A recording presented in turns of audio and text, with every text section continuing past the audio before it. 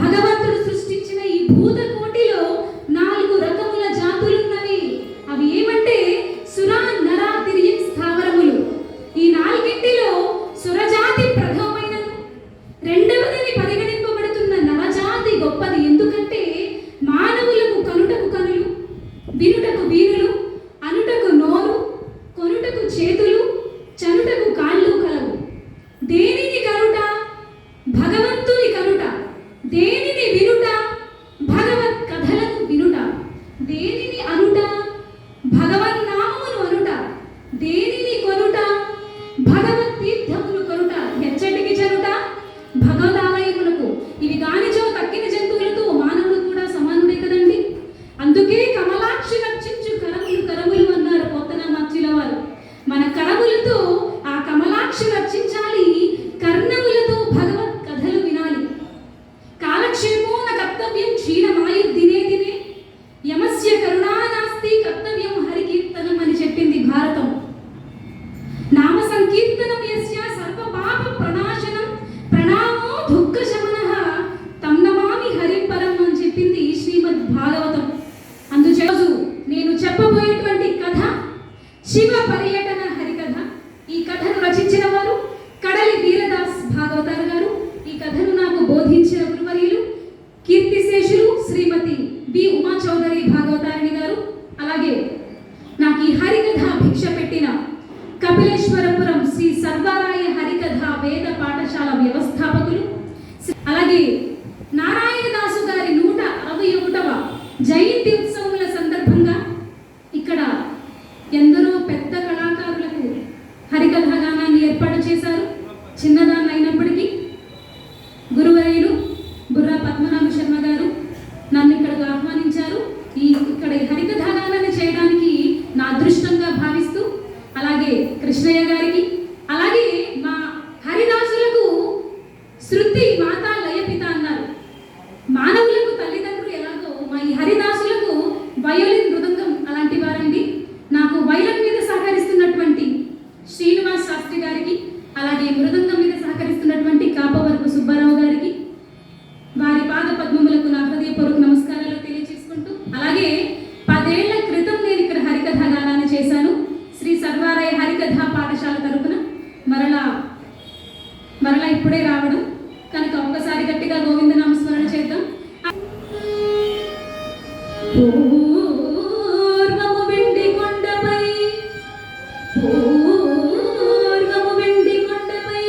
పారిషదాది సభ్యుల సర్వుల చుట్టూ మూగి కైచాములు వచ్చి భజించుచుండా.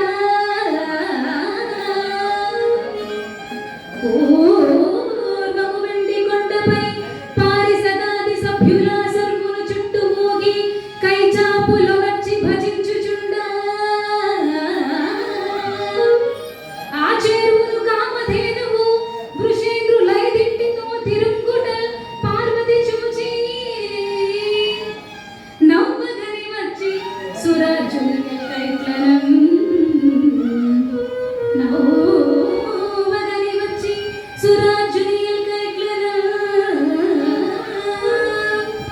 నవ్వగని వచ్చి సురాజుని కైట్లనం.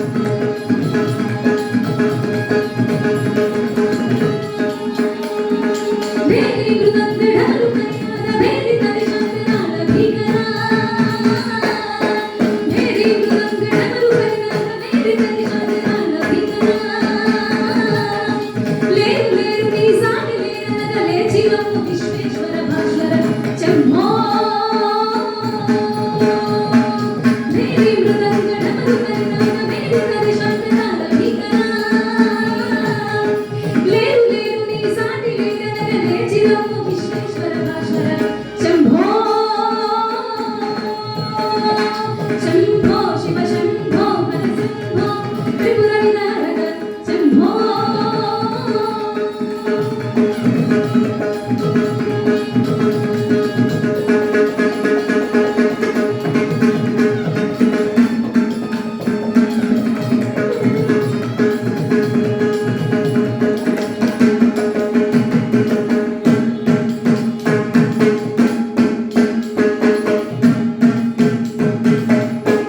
హర నమ పార్వతీ పతయే హర హర మహాదేవ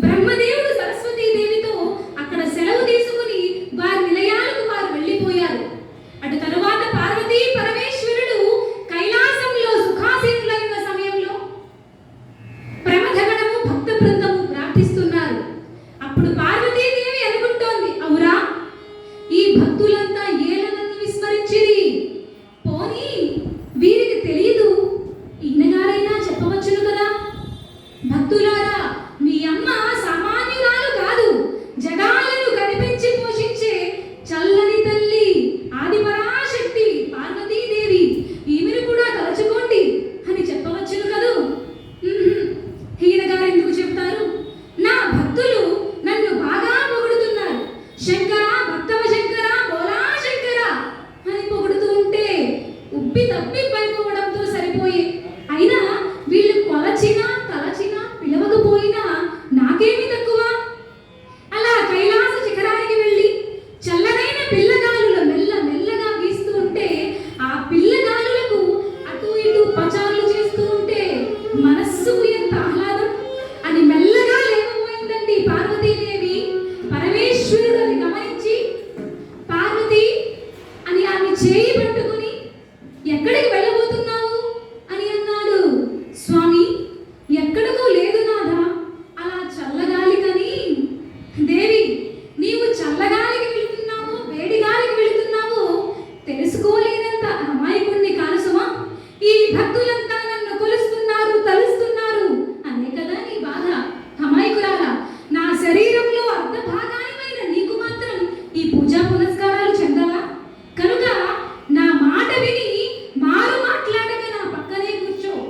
నా మాట కాదని ఆవలకు పోతేమో పలు చిక్కుల్లో పడదవు, జాగ్రత్త సుమా అన్నాడు పరమేశ్వరుడు. స్వామి, మీరు చెప్పిన తరువాత నేను ఎక్కడికి వెళ్తాను? ఇక్కడే కూర్చుంటాను స్వామి అన్నదండి ఆ తల్లి. ఇక పరమేశ్వరుడు ఆ మాటలు విని తపస్సులో లీనమయ్యారు. అది గమనించింది పార్వతీదేవి. అమ్మయ్యా, ఈయన తపస్సమాధిలో లీనమయ్యారు, ప్రపంచం తల్లక్రిందులైన ఈయన మాత్రం కన్నులు విప్పి చూడరు కదా అని మనస్సులో అనుకుని అలా మెల్లగా పైకి లేచి కైలాస శిఖరానికి వెళ్ళి చల్లనైన పిల్లగాలులు మెల్ల మెల్లగా వీస్తూ ఉంటే ఆ పిల్లగాలులకు అటు ఇటు పచార్లు చేస్తోంది పార్వతీదేవి. ఆమె కంటికి ఒక విచిత్ర దృశ్యం కనబడిందండి. ఏమిటంటే స్వర్గలోకం నుండి వచ్చిన కామధేనువు 5 ఆబోతులతో సంచరిస్తూ అమ్మవారి కంటికి కనిపించింది. అది చూసిన పార్వతీ అమ్మవారు ఆగ్రహించి, ఓయి కామధేనువా, ఏమిటి నీకు 5గురు భర్తలా? ఆ భర్తలను వెంట పెట్టుకుని నీవు నా కైలాస శిఖరానికి రావాలా? అయినా ఈ దృశ్యం నాకంటే పడాలా? పసరానివి, నీకు బుద్ధేమిటిలే అని కామధేనువును పిలిచి 4 చివాట్లు పెట్టిందండి పార్వతీదేవి. ఆ మాటలు విన్న కామధేనువులకు కోపం వచ్చి అంటుంది, పార్వతి, తగునటే నగరాజ నందిని. పార్వతి, తగునటే నగరాజ నందిని. తగునటే నగరాజ నందిని. నీకు మొదలాడి కంచి నాకు తగునటే నగరాజ నందిని. నీకు మొదలాడి కంచి నాకు తగునటే నగరాజ నందిని. నన్ను చూసి పగపగ నవ్వినందులకు, నన్ను చూసి పగపగ నవ్వినందులకు పిరునాయిసుని పెళ్ళు నా గొట్టు తగునటే, ఆ తగునటే నీకు తగునటే నగరాజ నందిని.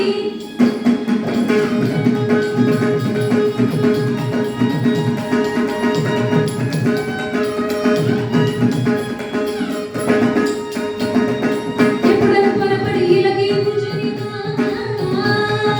ఎప్పుడన్ పొరపడి ఇలకి పూజనినా తప్పదైదు గురు భక్తలు నీకు తగునటే, ఆ తగునటే నీకు తగునటే నగరాజ నందిని. నీకు మొదలాడి కంచి నాకు తగునటే నగరాజ నందిని.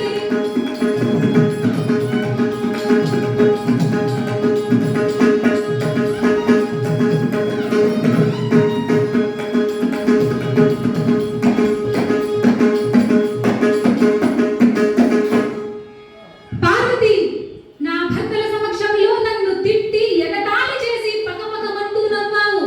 దీనికి తగిన ఫలితాన్ని నీ అనుభవించకపోవు. నీవు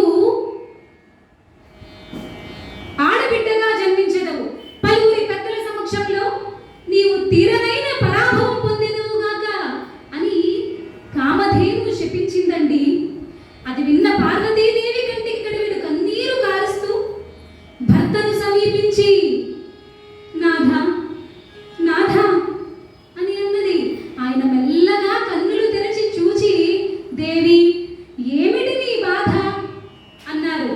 ఏమని చెప్పను స్వామి, ఆ కామధేనువు నన్ను శపించింది స్వామి అని కామధేనువు శపించిన విధానాన్ని గురించి పూజగుచ్చినట్లు చెప్పి, స్వామి, నేను భూలోకంలో మానవకాంతగా జన్మించవలసిందేనా? 5గురు భర్తలతో కాపురం చేయవలసిందేనా? ఇంతగా మొరపెట్టుకున్నా మీ మనస్సు కరుగడం లేదా అని బాధపడుతోంది.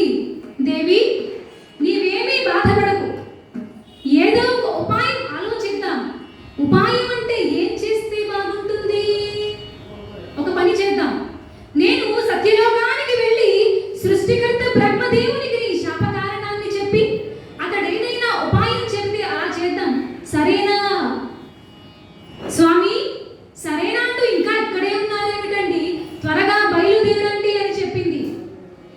ఇక్కడ ఈ శివ పర్యటన కథలో పార్వతీదేవి ద్రౌపదీదేవిగా ఎలా పుట్టింది, అలాగే పరమశివుడంతటి వాడు కైలాసాన్ని వదిలి కాశీలో ఎందుకు మకాం ఏర్పరచుకున్నాడు, లక్ష్మీదేవి ఒక చోట నిలకడగా ఉండదండి, చంచలాత్మై సంచరిస్తూ ఉంటుంది. ఎందుకు?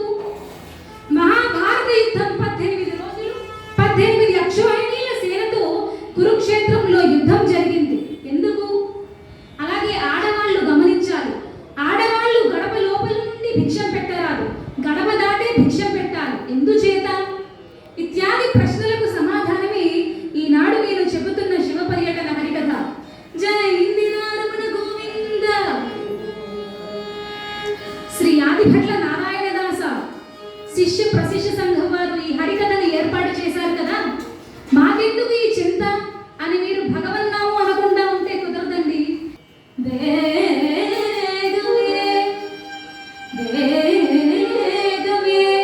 నంది వాహనమెక్కి సత్యలోకము పయనించు శంకరునకు అపటికున్న 5 ముఖములతోడ సత్యలోక వాసులతోడ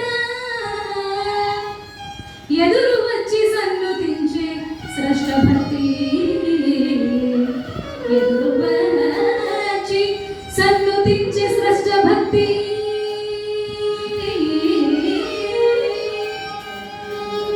వేగమే నంది వాహనారూఢుడై పరమేశ్వరుడు సత్యలోకానికి బయలుదేరాడండి.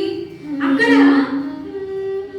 సాక్షాత్తు పరమేశ్వరుడే వస్తున్నాడని తెలిసిన వాణి మనోహరుడు బ్రహ్మదేవుడు సత్యలోక వాసులను మిత్రులను వెంటబెట్టుకుని పరమేశ్వరుడు ఎంతటి మహనీయుడో తెలుసా అని వారందరికీ కూడా పరమేశ్వరుని గురించి చెబుతూ ఉన్న సమయంలో ఇంతలో పరమేశ్వరుల వారు వచ్చారు.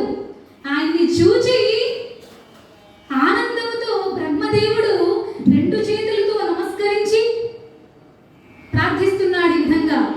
హర నమ పార్వతీపతయే హర హర మహాదేవ సాంబ మా పాహి కృపానిధి సాంబ, సాంబ మా పాహి కృపానిధి సాంబ, సదాశివ సాంబ మహాదేవ సాంబ, సాంబ మా పాహి కృపానిధి సాంబ, సదాశివ సాంబ మహాదేవ సాంబ.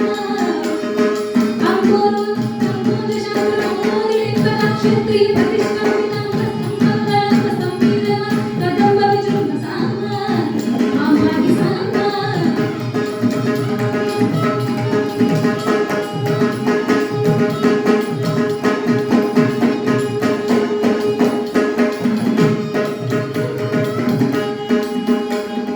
జంబవైరి వంధ్య లింధ్య శాంభవి ప్రణధ్య అమాన్య స్తంభిత సద్గ్రంథ్య దళావంధ్య తపోవంధ్య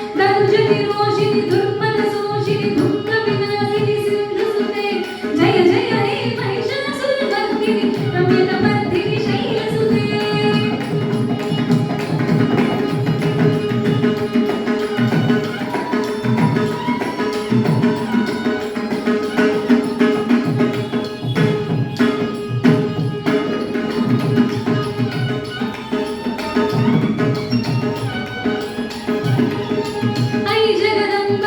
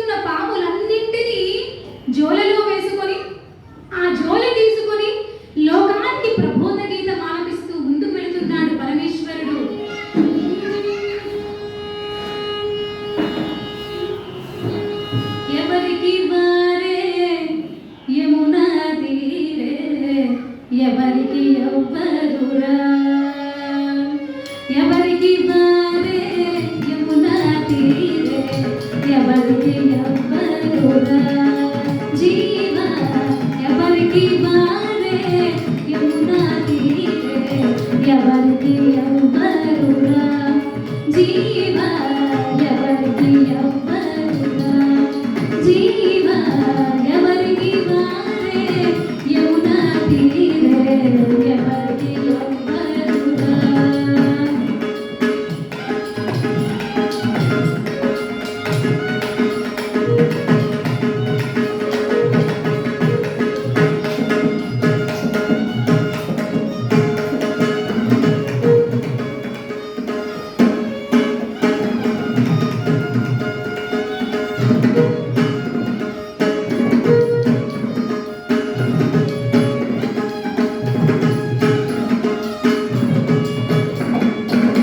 ఎందాక నీవవసరమో అందాక వారు కొందురురా ఎందాక నీవవసరమో అందాక వారు కొందురురా ఇందాక జరిగిన చరిత్ర స్వర్ణం వృత్తాంతము వలె లేదటరా వృత్తాంతము వలె లేదటరా ఎవరికి వారే యమునా తీరే ఎవరికి ఎవ్వరురా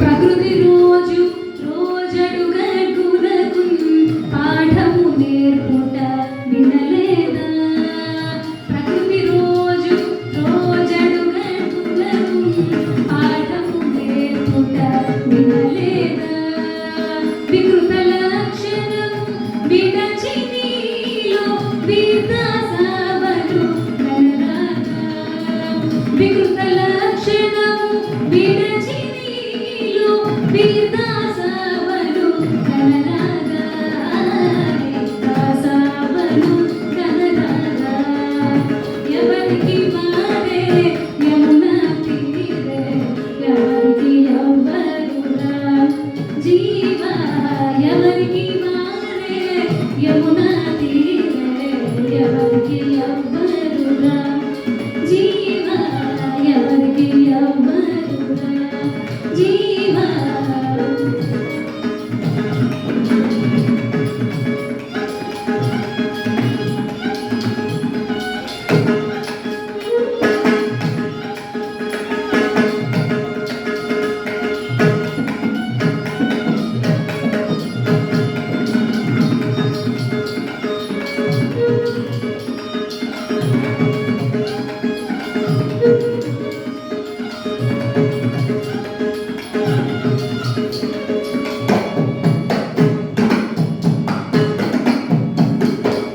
ఎవరికి వారే యమునా తీరే ఎవరికి ఎవరు రావో జీవ నీవు లేవు నేను లేను భార్య లేదు బిడ్డలు లేరు బంధువులు లేరు స్నేహితులు లేరు ఎవరికి వారే యమునా తీరే ఇది మిథ్యా ప్రపంచం ప్రతి ఒక్కరూ ఒక్క విషయాన్ని ఎన్నడూ విస్మరించరాదు ఏమిటంటే ప్రతి ఒక్కరూ ప్రయోజకుడిగా ఉన్నప్పుడు పైన వారందరూ కూడా నావాడు నావాడు అని చుట్టూ తిరుగుతుంటారు ఇదే పోతవట్టిదే ఆశయందుకంట చేసిన ధర్మము చెడని పదార్థము చేరును నీ చెంత వస్తవట్టిదే పోతవట్టిదే ఆశయందుకంట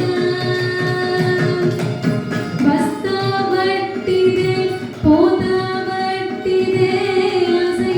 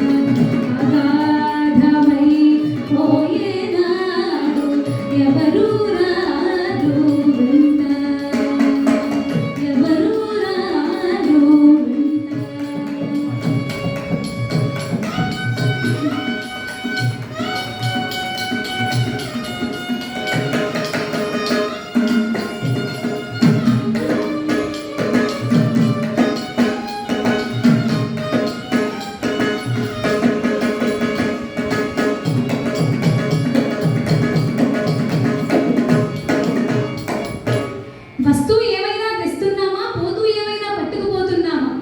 తల్లి గర్భము నుండి ధనము తేడెవ్వడు, వెళ్ళిపోయేనాడు వెంటరాదు. లక్షాధికారైన లవణమన్నవ గాని మెరుగు బంగారము మింగపోడు. విత్తమార్జన చేసి వెర్రవీగుట గాని కూడబెట్టిన సొమ్ము కుడువబోడు. పొందుగా మరుగైన భూమి లోపల పెట్టి దాన ధర్మము లేక దాచి దాచి తుదకు దొంగలకిత్తురో దొరల కవులు. తేనె జుంటీగలియవా తిరువరులకు భూషణ వికాస శ్రీధర్మ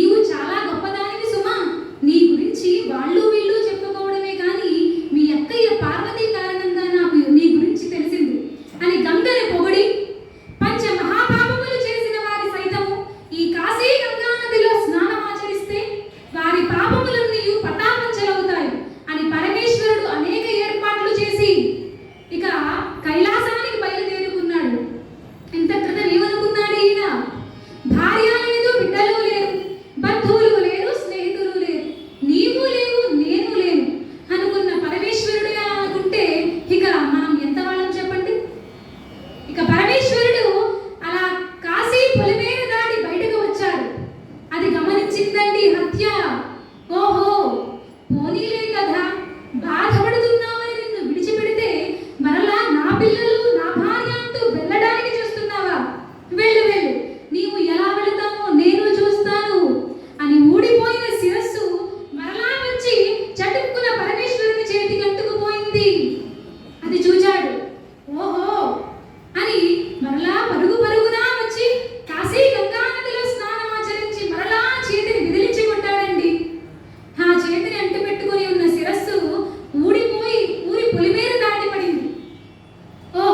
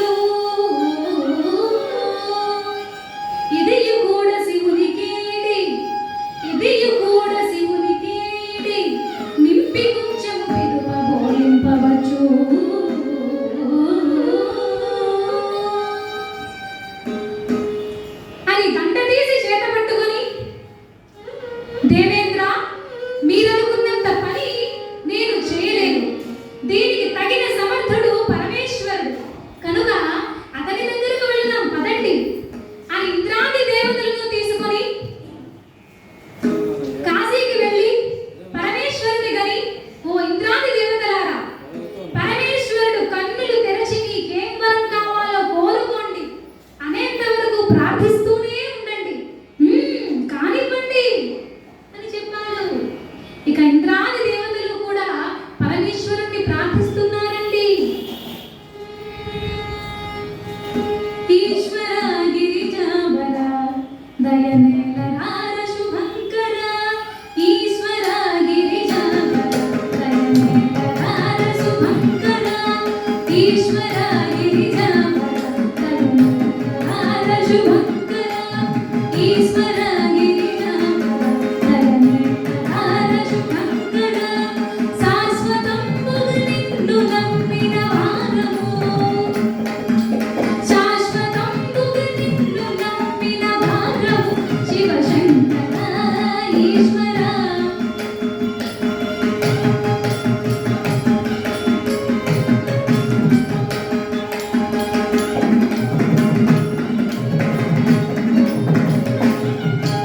సర్వ పాప భయంకర గుణసాగర వీరార, సర్వ పాప భయంకర గుణసాగర వీరార, యోర్వ వింగళి వేగని దయ చూపరా, యోర్వ వింగళి వేగని దయ చూపరా, అభయంకర ఈశ్వర.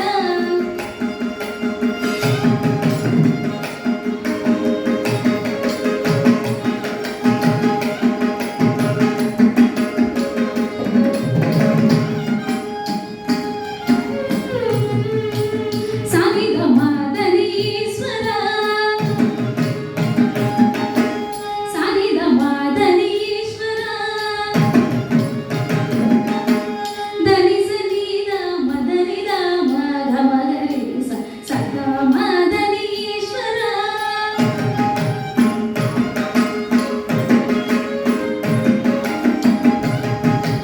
దని సనీద మదనిద మగ మగరి సగ మదనీశ్వర.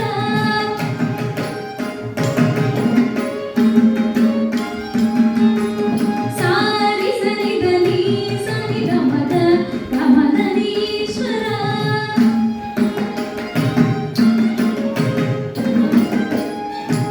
ససారి సనిదని సనిద మదద గమదనీశ్వర.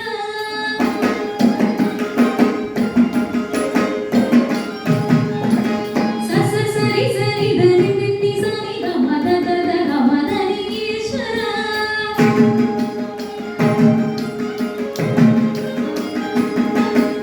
సారి సనిదని సనిద మద గమదని సస రి సనిద నిన్ని సనిద మదద గమదని సస సరి సనిద నిన్ని సనిద మదద గమదనీశ్వర.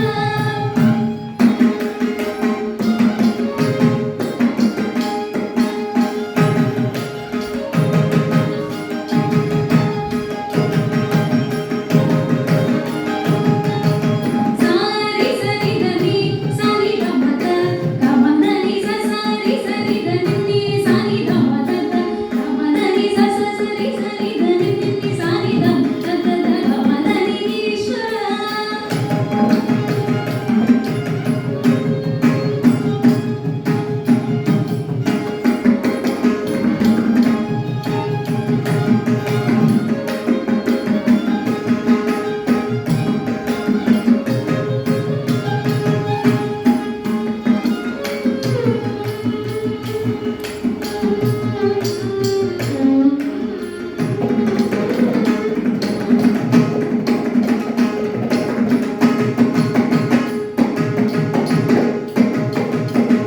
హర నమః పార్వతీపతయే హర హర మహాదేవ.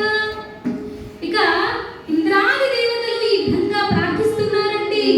అప్పుడు పరమేశ్వరులు వారు అనుకుంటున్నారు, అవురా, ఇంతకాలానికి ఎవరో నా భక్తులు నన్ను కోరి వచ్చారు, వారి కోరిక తీర్చి ఆవలకు పంపించుడు నా తక్షణ కర్తవ్యం కదా అని మనస్సులో అనుకుని ఆయన కళ్ళు తెరిచి చూచేసరికి ఇంద్రాది దేవతలు కనిపించారండి. ఇంద్రాది దేవతలు రెండు చేతులు జోడించి పరమేశ్వరునికి నమస్కరిస్తున్నారు. అంటే నమస్కారం అనే మాటకు అర్థము సర్వమును పరిత్యజించడం అండి. ఇక ఇక్కడ ఇంద్రాది దేవతలు పరమేశ్వరుని గురించి ప్రార్థిస్తూ ఉన్నారు.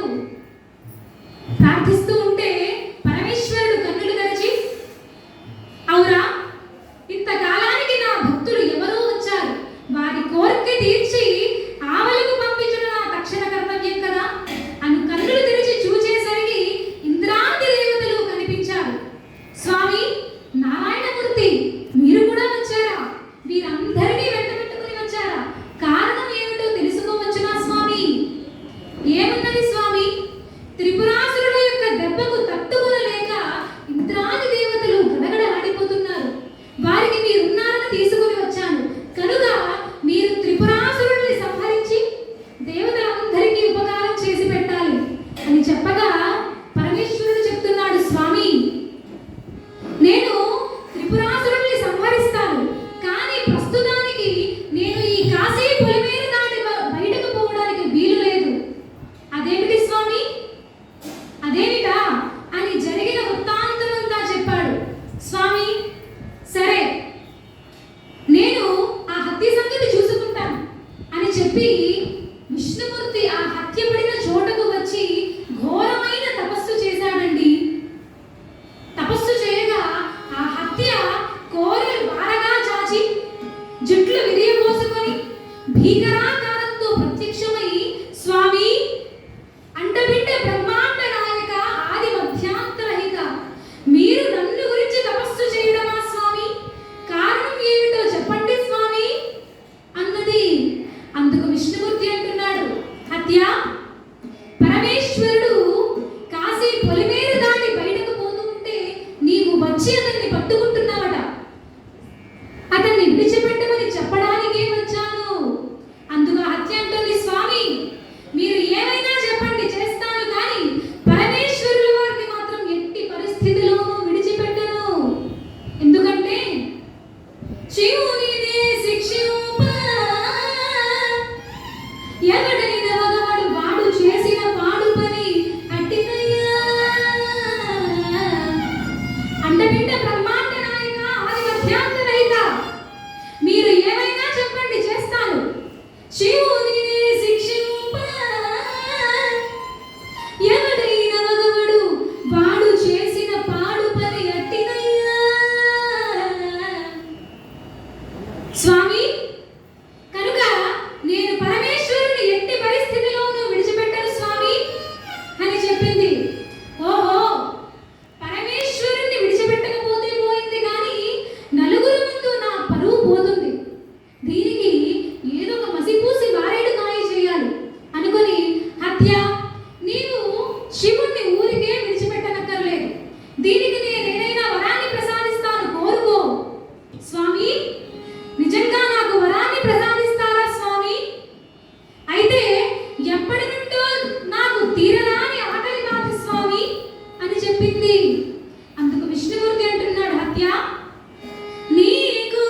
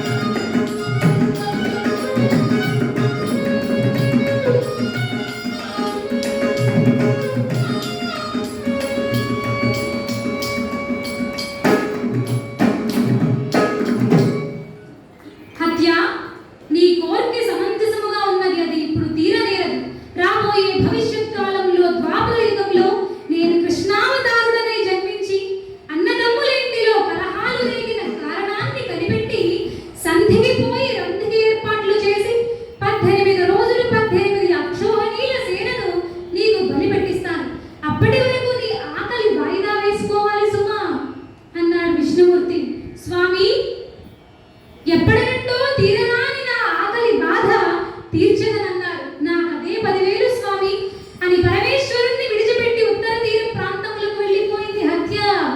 జై ఇందిరారమణ గోవింద. ఇక శ్రీమన్నారాయణుడు పరమేశ్వరుని దగ్గరకు వచ్చి, స్వామి పరమేశ్వర మహాదేవ, ఆ హత్య మిమ్మల్ని విడిచిపెట్టింది, మీరు వెళ్ళి ఆ త్రిపురాసురుల్ని సంహరించిరండి అని చెప్పారు. స్వామి విష్ణుదేవ, ఆ హత్య నన్ను విడిచిపెట్టిందా? ఎలా విడిచిపెట్టింది? ఎందుకు విడిచిపెట్టింది? అదంతా మీకు తర్వాత చెప్తాను, కానీ మీరు వెళ్ళి ఆ త్రిపురాసురుల్ని సంహరించిరండి అని విష్ణుమూర్తి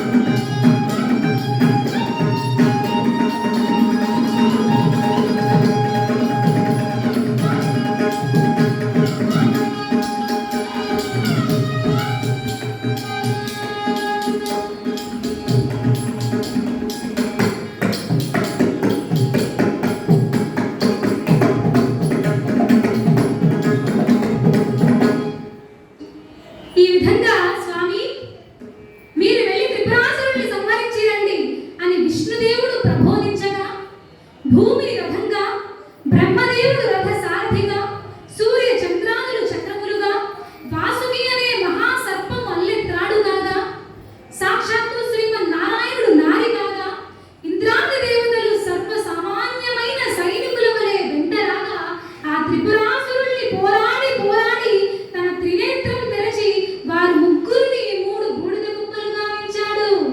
జై ఇందిరారమణ గోవింద. అటు తర్వాత పరమేశ్వరుడు శ్రీమన్నారాయణ దగ్గరకు వచ్చి, స్వామి విష్ణుదేవ, నేను త్రిపురాసురుల్ని సంహరించాను, ఇక సంతోషంగా ఇంటికి వెళ్ళి వస్తాను స్వామి. అందుకు విష్ణుమూర్తి అంటున్నాడు, స్వామి శివదేవ, మీరు ఇంటికి వెళ్ళడానికి వీలు లేదు. అదేమిటి స్వామి? ఆ హత్య నన్ను విడిచిపెట్టింది కదా. విడిచిపెట్టింది, కానీ పాతది పోయి కొత్తది వచ్చింది. త్రిపురాసురులు అంటే ఎవరు? శైవులు. మరి వారిని సంహరించిన బ్రహ్మహత్య మహాపాతకమే కదా వచ్చును. కనుక తిప్పి తిరిగి అదే బ్రహ్మహత్య మహాపాతకానికి పాల్పడితే అన్నమాట అని విష్ణుమూర్తి చెప్పగా, స్వామి ఈ దోషం నా నుండి వాసిపోయే మార్గం లేదా స్వామి అంటున్నాడు పరమేశ్వరుడు. మార్గం లేకేమి? శతకోటి దరిద్రాలకు అనంతకోటి ఉపాయాలని మీరు బ్రహ్మ శిరస్సు ఎప్పుడైతే కొట్టారో, ఆ శిరస్సును చేత పట్టుకొని 12 సంవత్సరములు భిక్షాటన చేస్తే ఈ దోషం మీ నుండి వాసిపోతుంది. స్వామి 12 సంవత్సరములు భిక్షాటన చేయాలా? సూక్ష్మంలో మోక్షం ఉంటే చెప్పండి స్వామి. అయితే స్వామి శివదేవ, మీరు భిక్షాటనకు వెళ్ళినప్పుడు ఏ ఇంటి ఇల్లాలైతే గడప లోపల నుండి భిక్షం పెడుతుందో వారికి మీ దోషం అంటుకుంటుంది, మీ నుండి బాసిపోతుంది అని చెప్పి అదృశ్యుడైనాడు శ్రీమన్నారాయణుడు. ఇక పరమేశ్వరుడు అనుకుంటున్నాడు, ఆహా, ఈ విశాలమైన ప్రపంచంలో ఏ ఒక్క ఆడకూతురైనా బద్ధకస్తురా ఉండకపోతుందా? నాకు ఇంత భిక్ష పెట్టకపోతుందా అని అందగత్తె కలుగ సింగారము, అందగానికి అధమ వేషమైన సొగసే, అందగత్తె కలుగ సింగారము, అందగానికి అధమ వేషమైన సొగసే,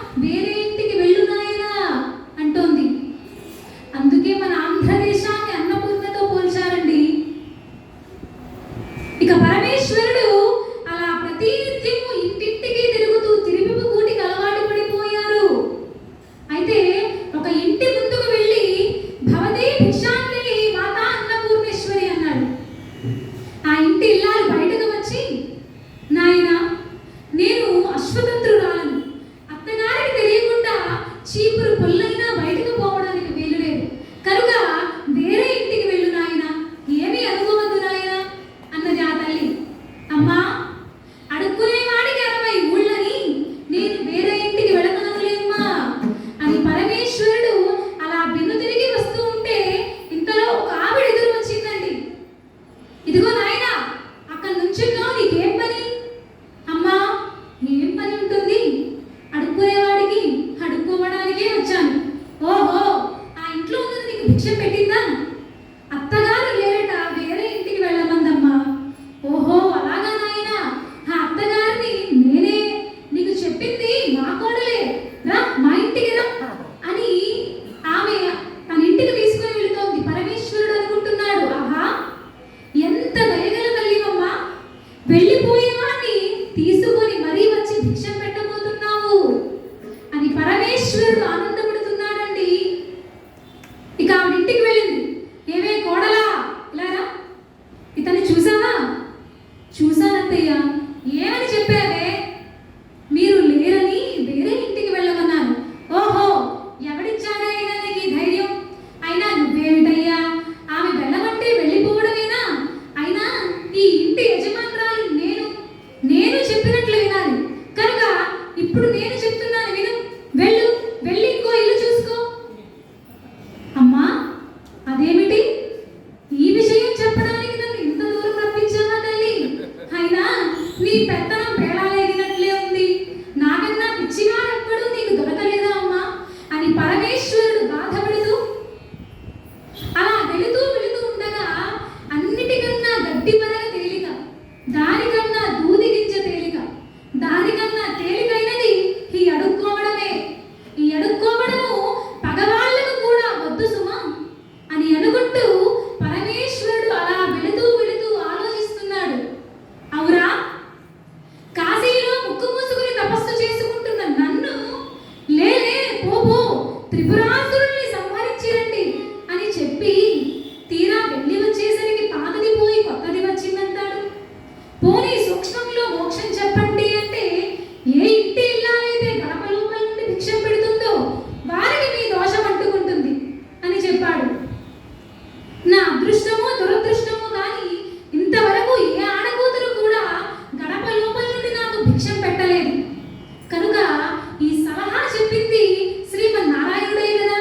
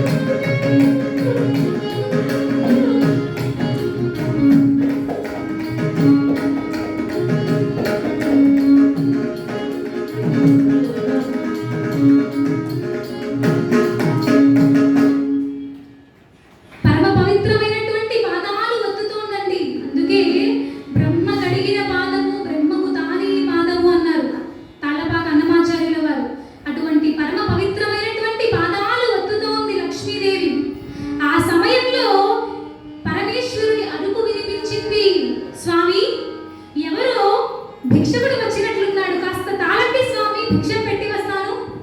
దేవి, నీవే పెట్టాలా? పనివాళ్ళ చేత పెట్టించు. స్వామి, ఇలాంటి పనులు ఇంటి ఇల్లాలు చేస్తేనే సిరి సంపదలు ఇంకా పెరుగుతాయట, కనుక నేను వెళ్ళి భిక్ష పెట్టి వస్తాను అన్నది.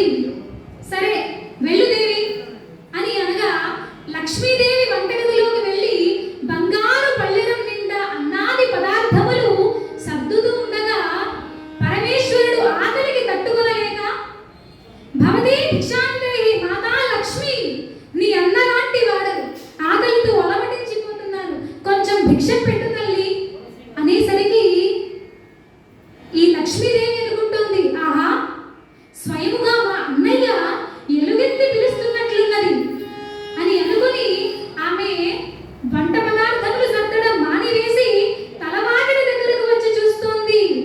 ఆమె కంటికి పరమేశ్వరుడు ఎలా కనిపిస్తున్నాడు? ఓం ఏనుగంట నీలాము చేసి, ఓం ఏనుగంట నీలాము చేసి ఉదెడు శంఖనాదముతో, ఓం ఏనుగంట నీలాము చేసి ఉదెడు శంఖనాదముతో అరుదించి దీవయ్యా చందమా. ఓం ఏనుగంట నీలాము చేసి ఉదెడు శంఖనాదముతో అరుదించి దీవయ్యా చందమా, దేవరుదించి దీవయ్యా చందమా.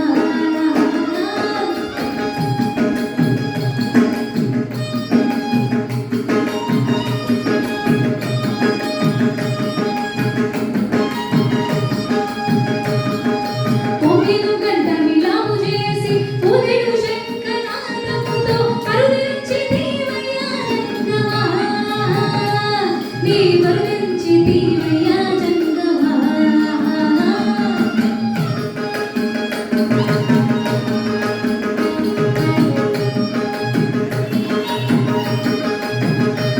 ఓ స్వామి జంగమా, ఓ దేవా జంగమా, ఓ స్వామి జంగమా, ఓ దేవా జంగమా, ఓ దేవా జంగమా, ఓ దేవా జంగమా, ఓ దేవా జంగమా, ఓ దేవా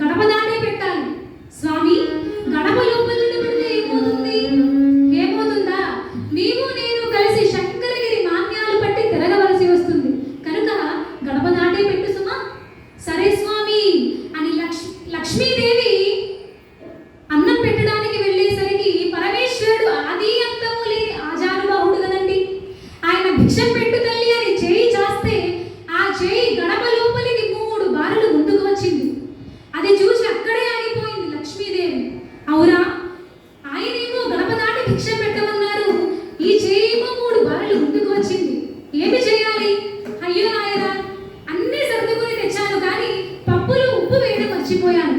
చప్పని పప్పు ఎలా తింటావు చెప్పు అని గిరుక్కున వెనుదిరిగి వెళ్ళిపోతోంది లక్ష్మీదేవి. అమ్మా చప్పని పప్పు అయినా తింటాను పెట్టమ్మా అంటున్నాడు పరమేశ్వరుడు. ఇక లక్ష్మీదేవి పరుగు పరుగున శ్రీ మహావిష్ణువు దగ్గరకు వచ్చి, స్వామి మీరు గడప దాటి భిక్షం పెట్టమన్నారు, గడప లోపలికి 3 బారులు ముందుకొచ్చింది, అలాగా మన దొడ్డి గుమ్మం వైపుకు వెళ్ళి పెట్టు. అలాగే స్వామి అని దొడ్డి గుమ్మం వైపుకు వెళ్ళేసరికి పరమేశ్వరుడు ఆమె కన్నా ముందు వెళ్ళి భిక్షం పెట్టు తల్లి అని చేయి చాచాడు. ఓహో గడుసు బిచ్చగాడివే, నీవు ఏమైనా చెప్పు చేస్తాను కానీ గడప లోపల నుండి మాత్రం భిక్షం పెట్టను సుమా. అమ్మా చదువుకున్న దానివి, నీకు ఈ చాదస్తం ఏమిటి తల్లి? అయినా ఈ విషయం నువ్వే చెప్తున్నావా లేదంటే లోని వారెవరైనా చెప్పి పంపించారా? నువ్వేమనుకున్నావు? మా ఆయన గారు ఏమీ చెప్పలేదు, నేనే చెప్తున్నాను. అమ్మా మీ ఆయన గారు చెప్పారని నేను చెప్పానా?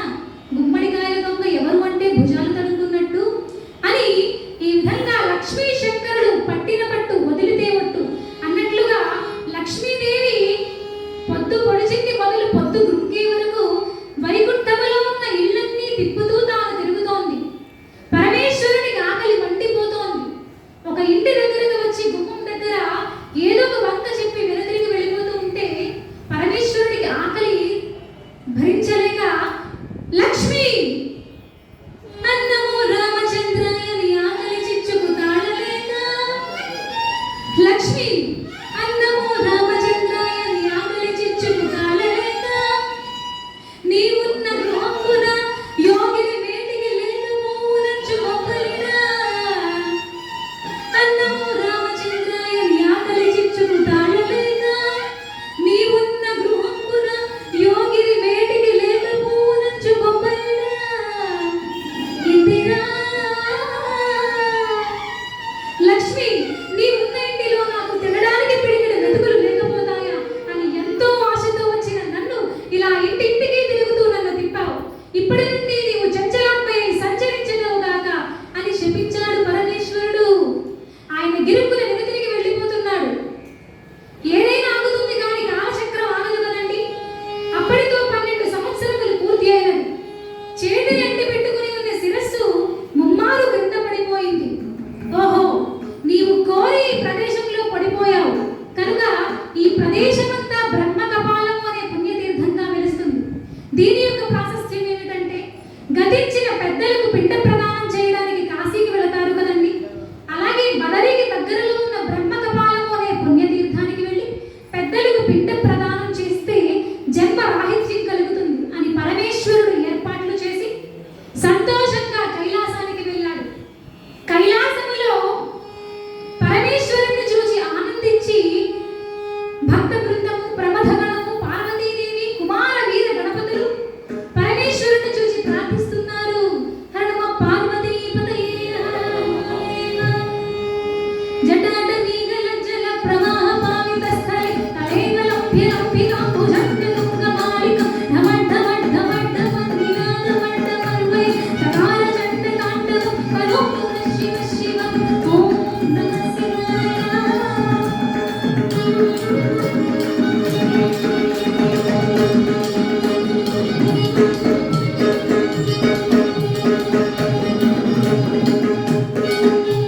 జటాకటాహ సంభ్రమ భ్రమంతి లింబలింజరి విలోల వీచి వల్లరి విరాజమాన ముద్దరి ధగ ధగ ధగ జ్వలల్లలాట మండపామరి కిశోర చంద్రశేఖర నది ప్రతిక్షణం మమ ఓం నమః శివాయ.